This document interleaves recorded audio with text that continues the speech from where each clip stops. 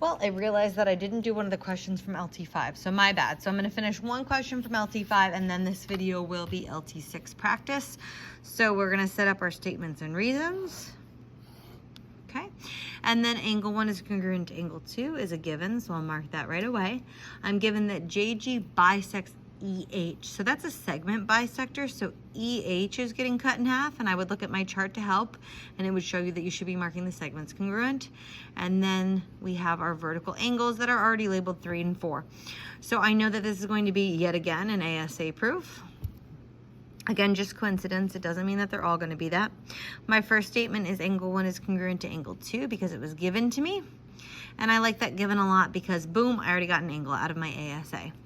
My second given is this, so I'm going to introduce that next. JG bisects EH at F. And that was given. Now from that, I marked that EF is congruent to FH. And again, this is on your chart for help. So EF is congruent to FH. And again, from that chart, I would just rewrite exactly what it says. So a segment bisector cuts a segment into 2 congruent parts. And that would be perfect. So that's my side. And now my angle is angle 3 congruent to angle 4. And that's vertical angles are congruent. We should be pretty confident with that one now. Oh, I forgot the word R. R congruent. And then that's crossed out. So now I know that I have an ASA proof. And I was proving the fact that those triangles were congruent. So triangle EFJ is congruent to triangle HFG. Now LT6 is just like that, but there's just one more step, because instead of proving the triangle's congruent, you're proving a part of the triangle's congruent. So some of these are a little bit easier than others. I'm gonna do B, C, and F. I said pick any 3 on the page. Those are the 3 I'm going to do. So the first thing I always do is label. So angle D is congruent to angle C. DE is congruent to EC. And then I'm going to use my vertical angle, so I'm going to call that 1 and 2. This is going to be, yet again, an ASA proof, but because I'm not proving the triangles congruent, I don't know why that's so blurry, I'm sorry. Because I'm not proving the triangles congruent, that's where this CPCTC will come in. And it's just the next step we need. Okay, so using that, and this proof apparently is going to be really blurry. Sorry. This proof is going to be easier to write because notice the givens are nice givens, right? Angle D is congruent to angle C given. This is back to like an LT4 kind of a proof. Like, boom, done. That was given to me. Statement 2, DE is congruent to CE. Also given. I like that because it's fast and easy. Boom, side done. Angle is left. The angles are angle 1 is congruent to angle 2. Vertical angles are congruent. And boom, just like that, ASA is done. Anytime you cross out those 3, that's going to be next.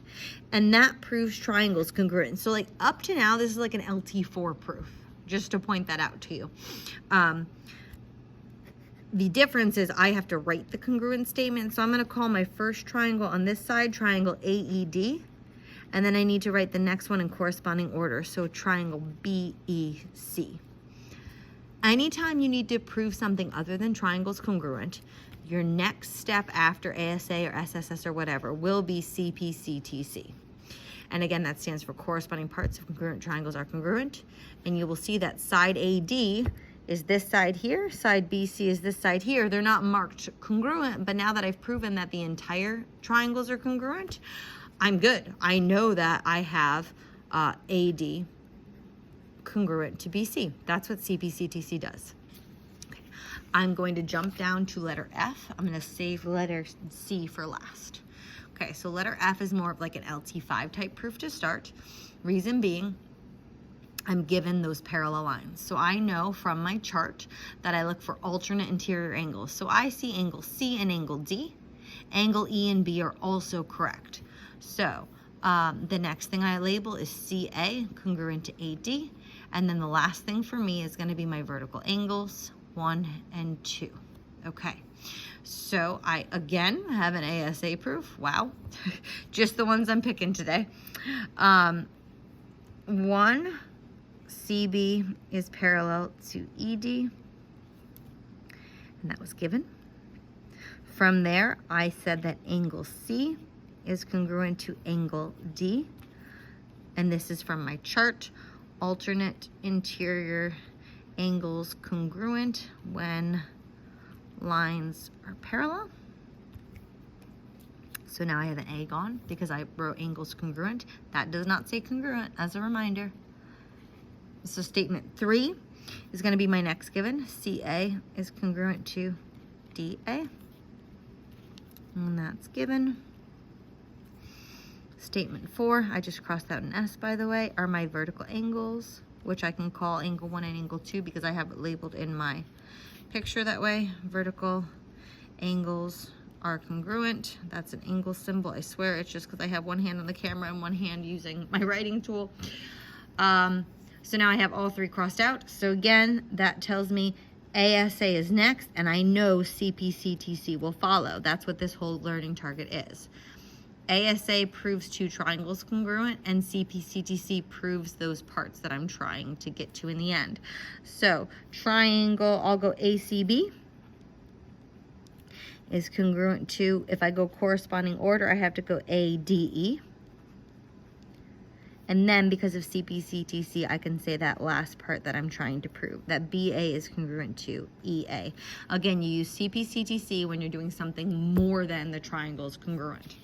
Which leads me to letter C. This one you have to think a little bit, and we'll talk about that once we get there. But again, I know I'm going to use CPCTC because I'm not proving the triangles congruent. I still start it the same way. T is the midpoint of ME. So T is the midpoint of ME, so it's these pieces that are going to be congruent.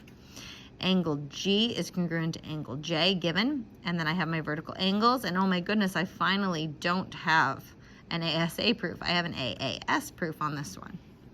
So I start writing it. I'm just going to get 1, 2, and 3 down all at the same time. Okay. T is the midpoint of ME. Given. What I wrote because of that given was that MT is congruent to TE. Basically, anytime you have a given from that chart, your next statement and reason should be what the chart says. A midpoint cuts a segment into 2 congruent parts. Statement 3, so that was a side. That was 2 sides congruent, so the side's done. So moving on to my next given, angle G is congruent to angle J. Given. That says given, I swear. Given. Cross that out. Number 4 are my vertical angles. Angle 1 is congruent to angle 2. Vertical angles congruent. Just as a reminder, because I've done so many of the vertical angles, remember if you have something like this, that's reflexive property. Just as a reminder. So I have those. Now because I've crossed all of those off, I know AAS is next. And I know that CPCTC also follows. And then we'll talk about how this one's a bit different. Okay. So, triangle GTM is congruent to triangle. If I said GTM, I have to say JTE. CPCTC does not prove a midpoint. What would prove a midpoint? Well, what would make T the middle of GJ? This is where you have to think a little bit harder. And you have to realize, oh, if I tell you that those 2 pieces are congruent, my next statement can be what I'm trying to prove. That T, I'm running out of space, I'm sorry. You'll have way more room on the test, for the record.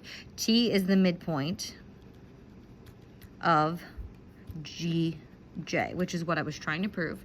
And the reason comes from that chart again. It's actually, I'm just going to write reason 2. You're allowed to do that if you repeat reasons. Reason 2, a midpoint cuts a segment into 2 congruent parts. So that's how to do one like that. You will be expected to do ones like this where CPCTC is just that additional step. So that's LT6 practice.